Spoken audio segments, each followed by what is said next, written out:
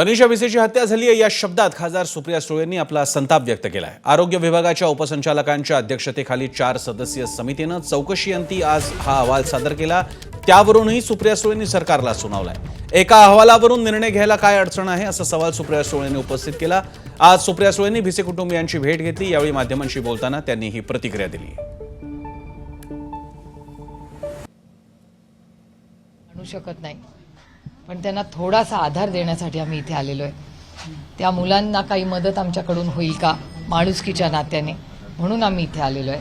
आणि आमची एवढीच अपेक्षा आहे की ह्या कुटुंबावर जो घात झालेला आहे, त्या मुलीची हत्या झाली आहे, ही ह्या महाराष्ट्रातल्या कुठल्याही लेकीवर हा दिवस येऊ नये, ह्याच्यासाठी मी इथे आलेलो आहे। एक तर समितीचा आलाय ना, मग काय 10 समित्या वाट बघणार का काय आहे सरकार?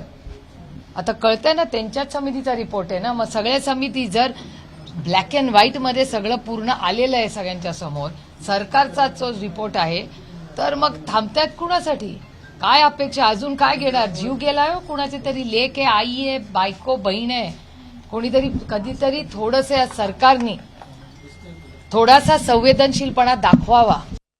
आम्हाला राजीनामा नकोय, आम्हाला ऍक्शन पाहिजे सरकारकडून। आमची अपेक्षा आहे की तातडीने पटकन त्याचा अहवाल आलेला आहे, त्याच्यात हॉस्पिटलची चूक आहे हे म्हणजे समोरच दिसतंय, आणि त्याच्यामुळे पूर्णपणे त्यांच्यावर केस ही झालीच पाहिजे, आणि ती 24 तासाच्या आत ॲक्शन आम्हाला या डॉक्टर आणि त्या सगळ्या ज्या लोकांमुळे ही हत्या झालेली आहे त्यांच्यावर झाली पाहिजे। एबीपी माझा, उघडा डोळे बघा नीट।